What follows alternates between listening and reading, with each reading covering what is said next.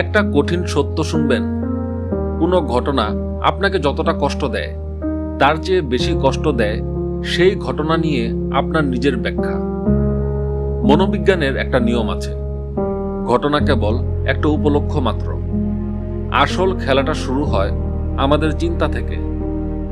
চিন্তা জন্ম দেয় অনুভূতির, আর অনুভূতি থেকে আসে প্রতিক্রিয়া। ধরুন, কেউ আপনার মেসেজের রিপ্লাই দিল না, এটা নিছক একটা ঘটনা।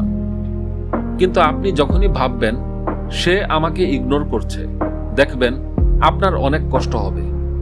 আবার যদি ভাবেন সে হয়তো বিপদে আছে বা অনেক ব্যস্ত, তবে দেখবেন আপনার কষ্টটা অনেকখানি কমে যাবে।